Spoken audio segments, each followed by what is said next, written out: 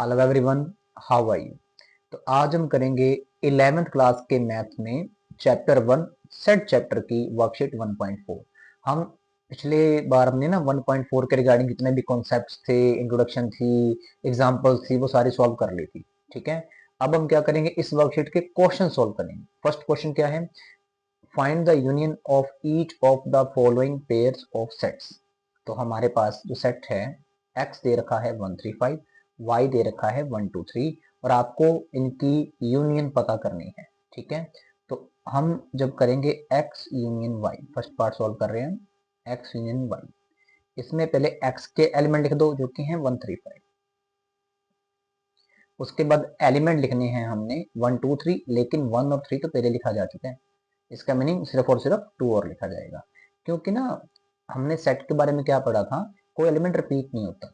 आपको याद होगा जब सेट की डेफिनेशन करी थी ना, डेफिनेशन ये बात बोलती थी कि जो सेट है ना, वो कलेक्शन होता है well defined and distinct objects या डिस्टिंक्ट एलिमेंट्स के लिए। डिस्टिंक्ट वर्ड आने के कारण अब हम एलिमेंट को रिपीट कर नहीं सकते थे, इसलिए हमारे पास सिर्फ और सिर्फ एक एलिमेंट साथ में और लिखा गया। अब इसमें x के एलिमेंट्स भी हैं, इसमें y के एलिमेंट्स भी हैं, तो इसी को तो हम यूनियन बोलते हैं। लास्ट लेक्चर में हमने यूनियन काफी अच्छे ढंग से करा था।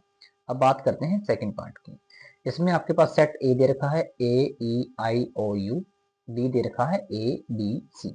तो हमारे पास ए यूनियन बी क्या हो जाएगा, पहले लिख लो ए के एलिमेंट जो कि हैं AEIOU। उसके बाद ए तो पहले आ चुका है भाई, सेम बात फर्स्ट पार्ट वाली। और कौन से एलिमेंट इन्वॉल्व आएंगे, बी और सी। तो हमारे पास लिखे गए बी और सी, तो ये थी हमारे पास सेकंड पार्ट की यूनियन। अब थर्ड पार्ट के लिए करते हैं सोल्व। थर्ड पार्ट के लिए फर्स्ट सेट है सेट ए। सेट ए के बारे में क्या लिखा है, इसको ढंग से एक बार लिख लेते हैं पहले हम। x is a natural number and multiple of 3। Okay, natural number है मल्टीपल 3 का। ओके, 1 3 का मल्टीपल तो 3 से स्टार्ट करना चाहिए। 3 6 9 12 15 और ये आगे चलता जाएगा, ये 3 के मल्टीपल से आगे।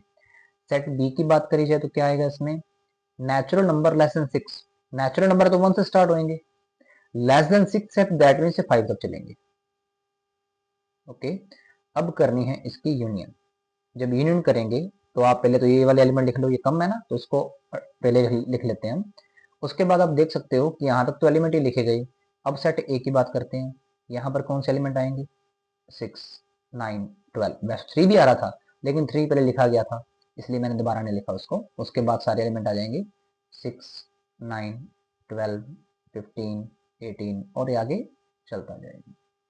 ओके, तो ये हमारे पास यूनियन सॉल्व होगी। अब बात करते हैं हम फोर्थ पार्ट की। फोर्थ में सेट ए जो है वो क्या लिखा गया है, x is a natural number and 1 less than x less than equal to 6। अब देखने वाली बात ये है, x यहाँ पर ना एक से बड़ा लिखा गया और नेचुरल है, एक से बड़ा नेचुरल नंबर कौन सा होता है, 2। और ना यहाँ पर बात नेचुरल की हो रही थी, इसलिए यहाँ पे 1 से बड़ा 2 आ गया और 1 इन्वॉल्व नहीं करा मैंने। ना करने का रीजन ये है, यहाँ पर हमारे पास इक्वालिटी नहीं दे रखी, यहाँ पर इक्वालिटी है 6 के साथ, तो ये 6 तक चलेगा, 2 3 4 और 5 और 6। वैसे लिखते हैं हम बी सेट की ओर, जो कि कुछ ऐसा आएगा, एक्स एक नेचुरल नंबर है और 6 से 10 के बीच में है। अब 6 से 10 के बीच में है तो यहाँ पर 7 8 9, बस ये 3 एलिमेंट लिखे जाएंगे क्योंकि यहाँ पे इक्वालिटी नहीं थी। करनी है हमने इनकी यूनियन, तो इनमें कुछ भी कॉमन एलिमेंट नहीं है, इसलिए पहले सारे ये लिखे जाएंगे फिर सारे ये लिखे जाएंगे। 2 3 4 5 6 सेट ए के एलिमेंट्स आ गए। अब लिखते हैं सेट बी के एलिमेंट जो कि हैं 7 8 और 9। ओके, अब बढ़ते हैं हमारे फिफ्थ पार्ट की ओर, जो कि है सेट ए में हमारे पास 1 2 3 दे दिया और सेट बी हमारे पास 5 है। 5 मतलब एक एम्प्टी सेट है, इसमें कोई भी एलिमेंट एग्जिस्ट ही नहीं करता, एक बिल्कुल खाली सेट है ये वाला। ठीक है, इसमें कोई एलिमेंट एग्जिस्ट ही नहीं करता। तो इसकी यूनिट में क्या आएगा, तो पहले तो हम लिख देते हैं ए के एलिमेंट ए 1 2 3। जो बी के अंदर कोई एलिमेंट है ही नहीं तो लिखने को कुछ है ही नहीं, तो यही एलिमेंट लिखे जाएंगे बस। तो हमारे पास ए बी एंड बी वापस वही सेट आ गया, मतलब ए सेट ही आ गया। ओके, तो ये था हमारा क्वेश्चन नंबर फर्स्ट। तो बढ़ते हैं हम अपने क्वेश्चन नंबर सेकंड की ओर, जो कि आप देख सकते हो यहाँ पे मैंने ऑलरेडी लिखा हुआ है। आपके पास दिया गया है, अगर सेट ए है ए बी, बी है ए बी सी, तो क्या ए बी का सबसेट है, यस है। क्योंकि देखो इसके अंदर दो एलिमेंट है, ए और बी, ये दोनों एलिमेंट सेट बी के अंदर भी हैं। ये दोनों एलिमेंट अगर सेट बी के अंदर हैं तो ये सारे के सारे एलिमेंट इसमें चले गए। आप लिख सकते हो because of every element of A is element of set B, therefore जो ए है वो बी का सबसेट हो गया। ठीक है, आगे पूछा गया what is A union B. Obvious बात है कि अगर ए यूनियन बी करेंगे, ए बी का सबसेट है तो पहले ए के एलिमेंट्स ऑलरेडी बी के अंदर हैं ही, तो हमारे पास सेट एग्जैक्टली बी ही आ जाएगा। हमने ना अपने लास्ट लेक्चर में इस बारे में पढ़ा भी था कि अगर हमारे पास कभी ए सबसेट बी होना तो हमारे पास ए यूनियन बी हमेशा बी आएगा। रीजन पता है क्या है? क्योंकि देखो ए के सारे एलिमेंट्स बी के अंदर ऑलरेडी हैं। अगर ए के सारे एलिमेंट बी के अंदर हैं तो बी के अंदर तो एलिमेंट ए के आए गए, बी के अंदर एक्स्ट्रा भी आ गए। तो अगर मैं अकेला बी लिख रहा हूं ना तो ये ए के एलिमेंट भी लिख रहा है और अपने जो ए के अलावा जो एलिमेंट पड़े हैं वो भी लिखे जाएंगे। तो इसलिए A and B is equal to B ही आ जाएगा हमारे पास। ओके, तो बात करते हैं क्वेश्चन नंबर 3 की। A and B are two set such that A subset B, अगर ए बी का सबसेट हो then what is A union B. ये तो सेम टू सेम क्वेश्चन आ गया जो हमने यहाँ पर अभी करा था। ठीक है, क्लियरली बी ही आएगा इसका आंसर। लेकिन लिखने के लिए ना हम थोड़ा सा इसको इस तरीके से लिख सकते हैं, since every element of A is element of B, therefore. तो इसका मीनिंग क्या हुआ? ओके, ए के सारे एलिमेंट बी के अंदर ही हैं तो इनकी जो यूनियन होएगी, ठीक है, उसके अंदर ना जो एलिमेंट है वो ए के भी आएंगे और बी के भी आएंगे, तो ये बी ही बन जाएगा। ओके, क्योंकि बी के अंदर ए के एलिमेंट्स तो पहले से ही पड़े थे। ठीक है, तो सिर्फ ए को स्पेशल लिखने की नीड ही नहीं रही हमारे पास, तो ये बी के इक्वल हो गया।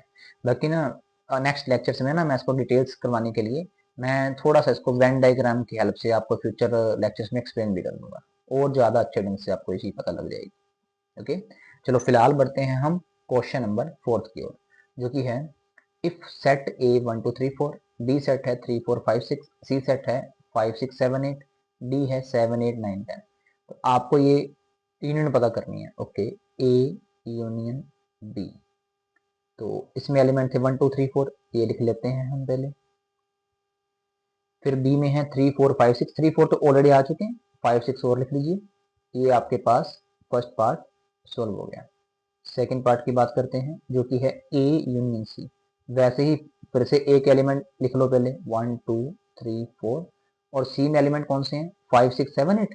ठीक है, कोई भी कॉमन नहीं है तो इसलिए सारे के सारे एलिमेंट उसमें लिखे जाएंगे ताकि ए और बी सारे के सारे एलिमेंट यहाँ पे इन्वॉल्व हो जाए। फिर करते हैं हम थर्ड पार्ट की बात। थर्ड पार्ट में हमारे पास क्या है, बी यूनियन सी। ठीक है, बी यूनियन सी, तो फर्स्ट लिख लो बी के एलिमेंट्स जो कि हैं 3 4 5 और 6। साथ में अब लिखने हैं सी के, 5 6 तो ऑलरेडी आ गया तो साथ में आ जाएगा 7 और 8। ये हमारा हो गया थर्ड पार्ट सॉल्व। फिर बात करते हैं हम फोर्थ पार्ट की, जिसमें करना है हमने डी यूनियन बी। तो फर्स्ट लिख लो बी के एलिमेंट्स 3 4 5 6, उसके बाद डी के एलिमेंट्स कोई भी कॉमन नहीं है तो सारे के सारे एलिमेंट्स लिखे जाएंगे 7 8 9 10। ओके, फिर करते हैं फिफ्थ पार्ट, जिसमें होगा A union B union D. तो हम ए यूनियन बी पहले सॉल्व कर चुके हैं, देखो वो लिख लो पहले, मतलब ये वाले एलिमेंट्स पहले लिख लो 1 2 3 4 5 और 6। अब यूनियन में साथ में डी के एलिमेंट्स भी आने हैं, वो भी लिख लेते हैं जो कि है 7 8 9 10। काफी सिंपल क्वेश्चन है वाले।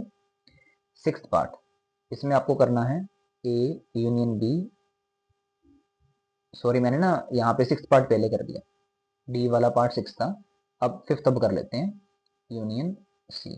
तो ए यूनियन बी को पहले लिख लेते हैं जो कि है 1 2 3 4 5 6, यहाँ से हमें क्लैरिटी आ गई इस चीज की। ठीक है, उसके बाद सी के लिखने हैं 5 6 तो ऑलरेडी यहाँ पे है तो साथ में आ जाएगा 7। ओके, अब करते हैं हमारे पास हमारा सेवेंथ पार्ट जो कि है B union C union D.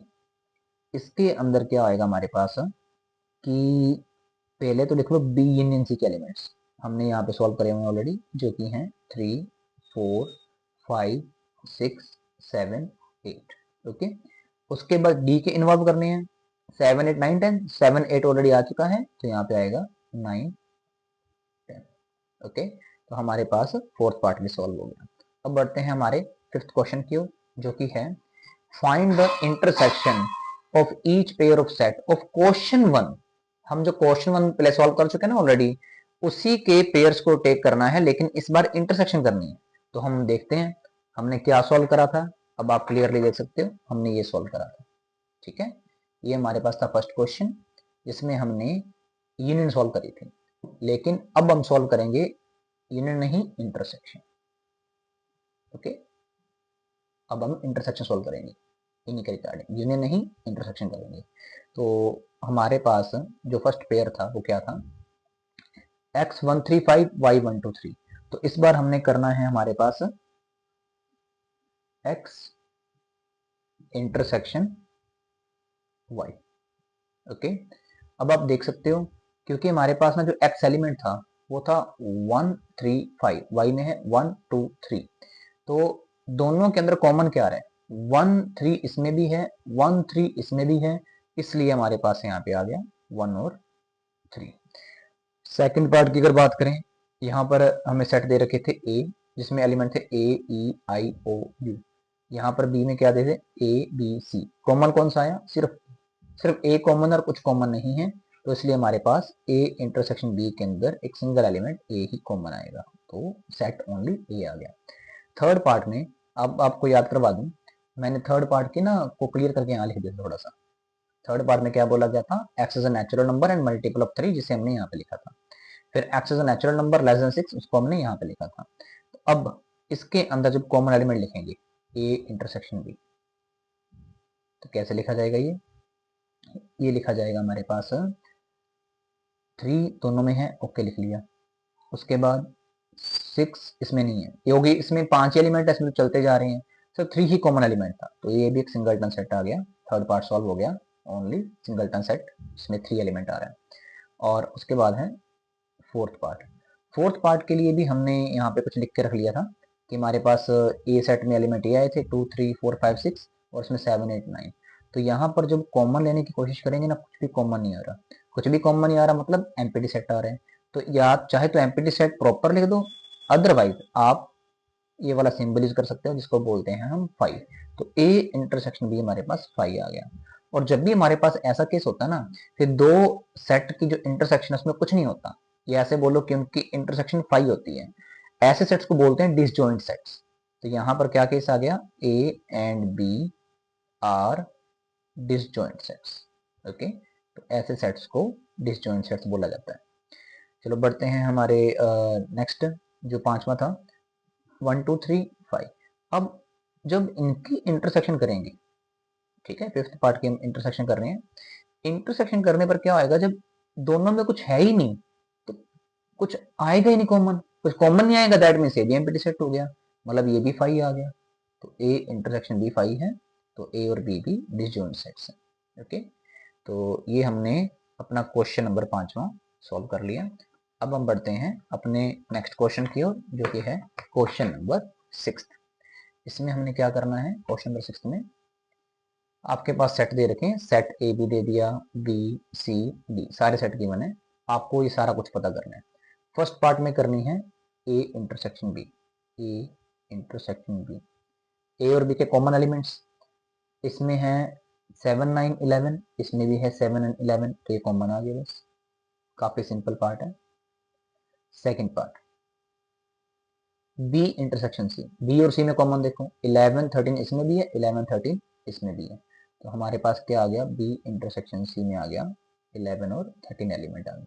Okay, third part, इसमें क्या करना है, ए, सी, डी तीनों की इंटरसेक्शन लेनी है। पहले हम ए और सी को देखते हैं, ए और सी में देखा जाए तो क्या क्या कॉमन आएगा, यहाँ पर 11 है, यहाँ पर भी है, सिर्फ 11 कॉमन आ रहा है, अभी तक तो सिर्फ 11 कॉमन आ रहा है ए और सी में। 3, 5, 7, 9, 11, ओके 11, 11, 13, 15, अभी तक 13 कॉमन आ गया, लेकिन डी के अंदर 13 नहीं है। अगर डी में 13 नहीं है तो तीनों में म्यूचुअली देखा जाए, ए में, बी में और साथ में हमने सॉल्व करना था बी में, आई एम सॉरी यहाँ पर मैंने गलती से बी बोल दिया, ठीक है, देखना हमने सी के साथ था क्योंकि यहाँ पे वर्ड ए इंटरसेक्शन सी है। दोबारा देख लेते हैं। ए में हमारे पास 11 है, ये 11 है, यहाँ पे 11 नहीं है, कुछ भी कॉमन नहीं आ रहा, तो म्यूचुअली देखा जाए ए सी और डी में कुछ भी कॉमन नहीं है, तो ये हमारे पास आ गया 5।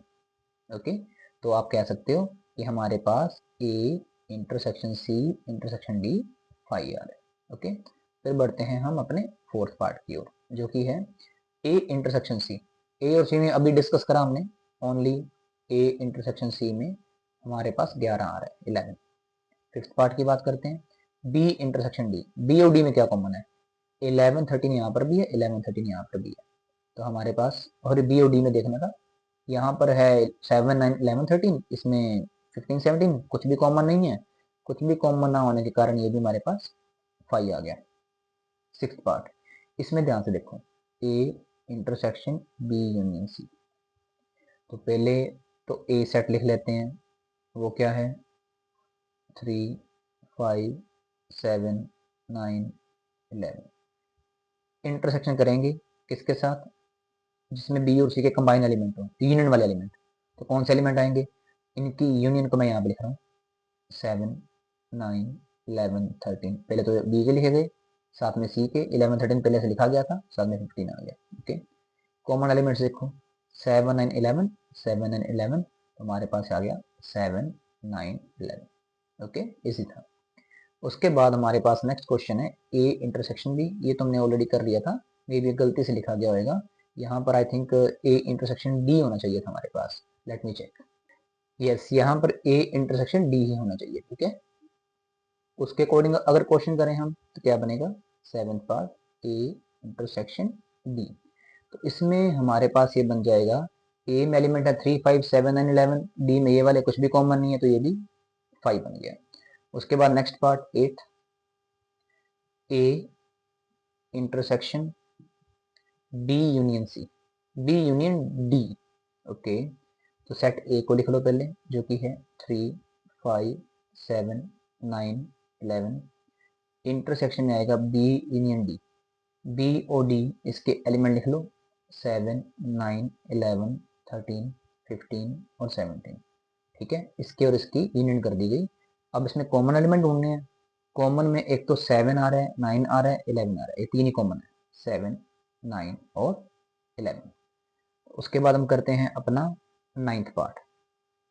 नाइन्थ में क्या करना है आपको, A intersection B union, sorry intersection B union C. तो ए इंटरसेक्शन बी में हमारे पास क्या एलिमेंट आए थे, ये लिखे हमने ऑलरेडी, जो कि हमारे पास आए थे 7 9 11। Intersection B union C, B और सी की यूनियन करने पर जो एलिमेंट हमारे पास आएंगे, जो कि आने वाले हैं 7 9 11 13 15, you can clearly check. Okay, अब इनकी आपस में जब इंटरसेक्शन करेंगे, 7 9 11 यहाँ पर भी है, यहाँ पर भी है, तो एलिमेंट आ गया 7 9 11। ये था हमारे पास अपना नाइन्थ पार्ट। अब हम बढ़ते हैं अपने टेंथ पार्ट की ओर। तो हमारे पास हमारा टेंथ पार्ट करते हैं हम अभी, जो कि है, पहले हम करेंगे ए यूनियन बी, इंटरसेक्शन में आएगा बी यूनियन सी। तो ए यूनियन डी में कौन से एलिमेंट आएंगे, तो पहले ए के लिख लो, 3 5 7 9 और 11, साथ में डी की यूनियन कर रहे हो, 15 17 इन्वॉल्व हो जाएंगे। बी यूनियन सी में 7 9 11 13 और 15, इनकी यूनियन आ गई। इंटरसेक्शन लेनी है, 7 9 11, बस ये तीन ही कॉमन है, ये और कोई कॉमन नहीं है, तो 15 भी है, क्लियर पड़ा, ठीक है, 15 भी है हमारे पास। तो एलिमेंट्स आ गए 7 9 11 और 15। ओके, तो ये थे हमारे पास इसकी इंटरसेक्शन। तो अब हम बढ़ते हैं अपने नेक्स्ट क्वेश्चन की ओर। क्वेश्चन नंबर 7, इसमें हमारे पास क्या क्या चीजें दे रखी हैं, एक सेट दे रखा है ए, जिसमें हमें दिया गया है x is a natural number. अगर x एक नेचुरल नंबर है तो कुछ ऐसा होएगा 1 2 3 4 ऐसे ही सेट चलता जाएगा आगे, इनफाइनाइट सेट है ये। b x is that x is an even natural, तो 2 से स्टार्ट होएगा 2 4 6 ऐसे करके। c और नेचुरल 1 3 5 7 चलता जा रहा है। उसके बाद है x is a prime number. Prime number means 2 से स्टार्ट होएगा, वो नंबर जो किसी और टेबल पे नहीं आते।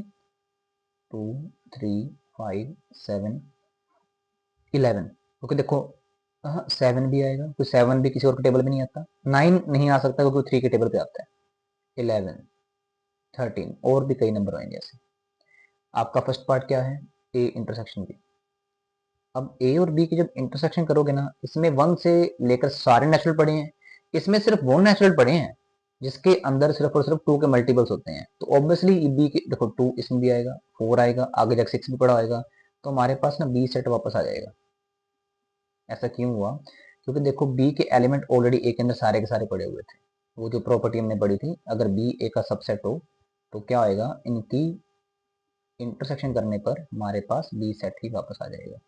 ओके, वैसे आपको इतने रिजल्ट में जाने की जरूरत नहीं है, यहाँ भी क्लियरली दिख रहा था आपको। उसके बाद ये फर्स्ट पार्ट था, एंड सेकंड पार्ट में करना है ए इंटरसेक्शन सी। सिमिलरली 1 3 5 सारे और नंबर कॉमन हो जाएंगे, 1 3 5 7 up to so on. Third part में क्या है, ए इंटरसेक्शन बी।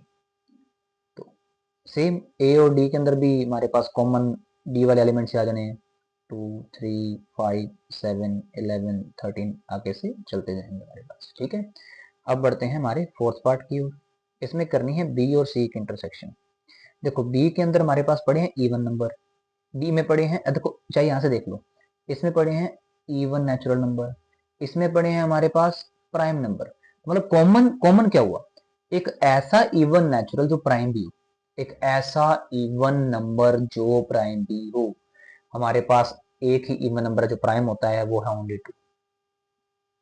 ठीक है, उसके अलावा हमारे पास जितने भी प्राइम नंबर आते हैं ना, वो कभी इवन तो होते ही नहीं है। तो हमारे पास इसमें सिर्फ एलिमेंट 2 आया। उसके बाद बात करते हैं फिफ्थ पार्ट की, जो कि है बी इंटरसेक्शन डी। सॉरी, मैंने ना यहाँ पर ना बी इंटरसेक्शन डी को पहले सॉल्व कर दिया। ठीक है, यहाँ पे सी यहाँ पे डी आना था, मैंने इन दोनों को पहले सॉल्व कर दिया। कोई बात नहीं, हम अपना ऑलरेडी कर चुके हैं फिफ्थ पार्ट। फोर्थ पार्ट अब करते हैं हम, जो कि है बी इंटरसेक्शन सी। तो मतलब वो सारे के सारे आपने इवन नेचुरल नंबर, ठीक है, जो हमारे पास ओड भी, इवन नेचुरल नंबर जो ओड भी हो, कितनी ऑकवर्ड सी बात है ये वाली तो। ठीक है, ये बात तो हमारे पास पॉसिबल ही नहीं है। इवन में हमारे पास आ रहा है 2 4 6 8, इस यहाँ पे आ रहा है 1 3 5 7, कुछ भी कॉमन नहीं आएगा, कुछ भी कॉमन नहीं आएगा। इसका मतलब क्या हुआ, ये आ गया एम्प्टी सेट। ठीक है, क्योंकि बेसिकली देखा जाए ना, ये सारे 2 के मल्टीपल हैं, ये सारे 2 के मल्टीपल नहीं है, तो कुछ भी कॉमन नहीं है हमारे पास। बात करते हैं हमारे पास अब सिक्स पार्ट की, क्योंकि फिफ्थ हमने पहले कर लिया था। ओके, तो ये है सी इंटरसेक्शन डी। सी और डी में क्या कॉमन है, वो सारे और नेचुरल नंबर जो प्राइम भी, बस 2 को छोड़ दो। ठीक है, क्योंकि उसके अलावा सारे प्राइम नंबर हमारे पास ओड ही हैं, सिर्फ प्राइम लिखने हैं और ओड भी लिखने हैं। तो स्टार्ट करेंगे इस बार हम 3 से, 3 5 7 11 13 आगे चलता जाएगा। ओके, तो ये था हमारे पास क्वेश्चन नंबर 7। तो बढ़ते हैं हम अपने नेक्स्ट क्वेश्चन की ओर, जो कि है question number 8। Which of the following are disjoint. अभी ना पीछे कुछ क्वेश्चन करते मैंने बताया था कि डिसजॉइंट सेट क्या होते हैं। डिसजॉइंट का मीनिंग क्या होता है कि जिनकी इंटरसेक्शन करने पर फाई आ जाए। जैसे ये पेयर दे रखे हैं, मान लो इस पेयर का नाम इसमें हम लिखते हैं इसको ए। ओके, फर्स्ट पार्ट है, और बी हम इसको लिख देते हैं।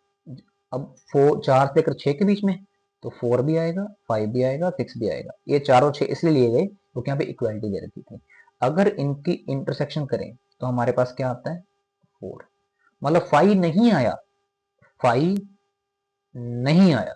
अगर नहीं आया that means A and B are not disjoint. ये नॉट डिसजॉइंट है हमारे पास इस बार, इस बात का ध्यान रखिएगा।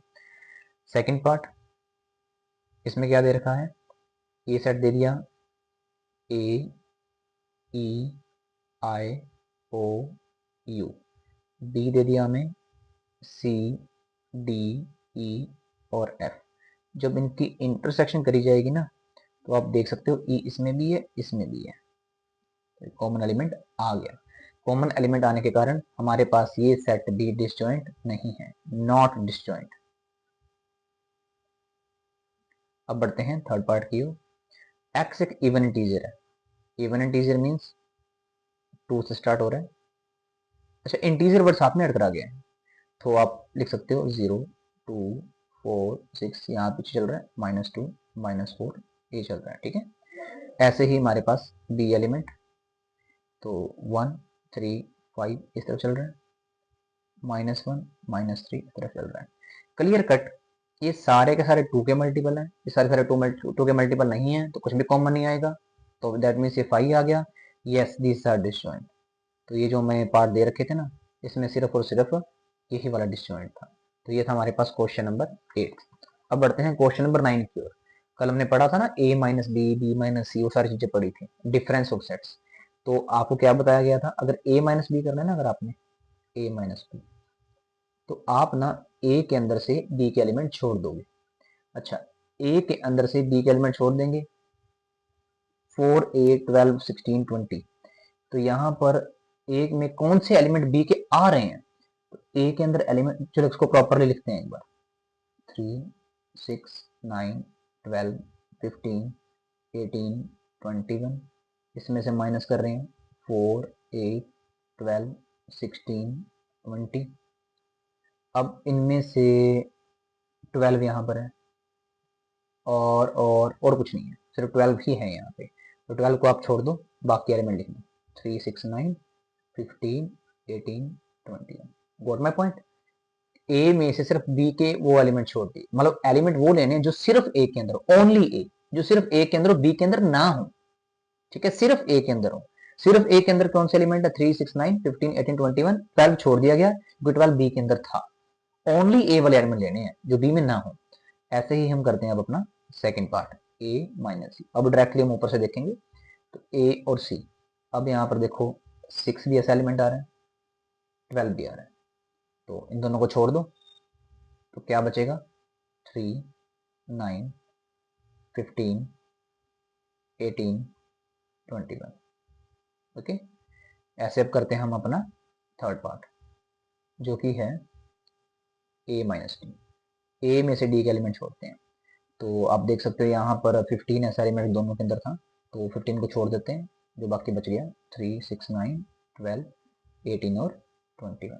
ओके, फोर्थ पार्ट, इसमें आपको करना है b माइनस से, इस बार b में से a के रिमूव करने हैं। ओके, एक बार लिख लो ताकि कंफ्यूजन क्रिएट ना हो, 4 8 12 16 20, b सेट लिख लिया, इसमें से a के माइनस करने हैं, 3 6 9 12 15 18 21। ओके, इसको जब माइनस करेंगे तो हमारे पास क्या हुआ, यहाँ पर 12 वो एलिमेंट था जो इसके अंदर भी आ रहा था, तो 12 को छोड़ दो, क्या बच गया, 4 8 16 और 20।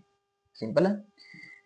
फिफ्थ पार्ट को करते हैं, सी माइनस ए। सी में एक एलिमेंट छोड़ने हैं, सी के अंदर एक एलिमेंट छोड़ देने हैं, एक तो आ रहा है 6, एक आ रहा है 12, और कोई आ रहा है, और कोई नहीं आ रहा, ठीक है। तो 6 और 12 को अगर छोड़ दें तो क्या बचेगा हमारे पास इसके अंदर, 2 4 8 10 14 और 16। ओके, सिक्स्थ पार्ट में क्या करना है हमने, डी माइनस ए।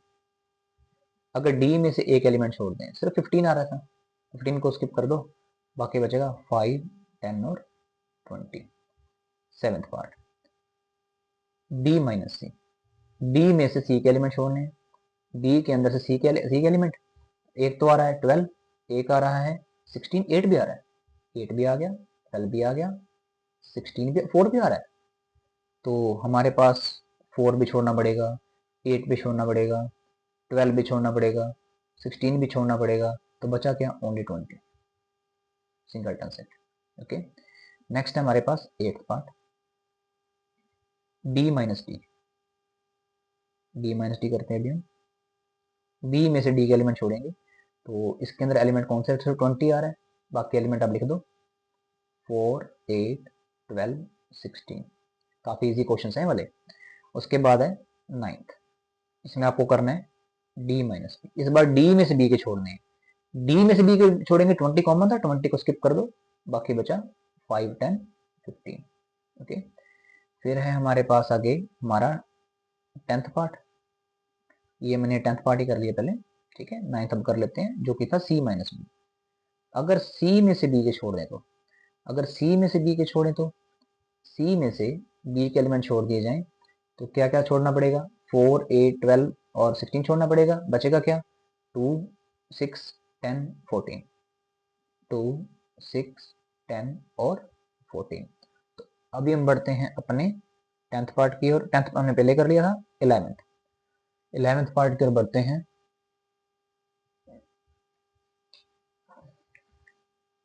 जो कि है c माइनस बी। c में से d के एलिमेंट छोड़ने हैं। c में से d के एलिमेंट छोड़े, एक तो सिर्फ 10 आ रहा है और कोई आ ही नहीं रहा, सिर्फ 10 को छोड़ना पड़ेगा। 2, 4, 6, 8, 12, 14 और 16। उसके बाद है हमारे पास, ये हमने करा था 11th पार्ट। ओके, ये आ गया 12th पार्ट, जो कि है हमारे पास d माइनस सी। d में से c के छोड़ दो। d में से जब c के छोड़ेंगे, सिर्फ 10 ही कॉमन था ना, 10 छोड़ दो। इस बार क्या बचा? 5, 15 और 20। इसके कुछ पार्ट्स ज्यादा दे रखे थे, लेकिन क्वेश्चन सिंपल ही थे, ठीक है। तो ये हमारा हो गया क्वेश्चन नंबर 9th। तो बिना कोई टाइम वेस्ट करे हम बढ़ते हैं अपने नेक्स्ट क्वेश्चन की ओर, जो कि है क्वेश्चन नंबर 10th। इसमें आपको क्या करना है? अगेन सब्ट्रैक्शन ही दे रखी है। तो हमारे पास क्या है? x माइनस वाई को सॉल्व करना है। तो जब x में से y के एलिमेंट छोड़ोगे आप, तो यहाँ पर b छोड़ना पड़ेगा, d छोड़ना पड़ेगा, तो ये बच गया ac। ओके, उसके बाद जब नेक्स्ट करना है y माइनस एक्स, अगेन इस बार y में से b और d छोड़ देंगे, क्या बचेगा? f और g। ये था फर्स्ट पार्ट, ये था सेकंड पार्ट। उसके बाद करेंगे थर्ड पार्ट की बात। थर्ड के अंदर जब बात करेंगे x इंटरसेक्शन y की, x और y के कॉमन एलिमेंट्स b और d। काफी सिंपल था ये तो, ठीक है। Question number 11th, if R the set of real numbers, अगर ये रियल नंबर का सेट है, Q the set of rational numbers, अगर ये रैशनल नंबर का सेट है, तो आपको बताना है आर माइनस क्यू क्या आएगा। आर माइनस क्यू मतलब रियल में से, जो रियल नंबर का सेट है उसमें रैशनल्स वाले सेट को माइनस कर देंगे। अब देखो रियल्स ना हमारे पास रैशनल्स और इरेशनल्स को मिला के बनता है। रैशनल्स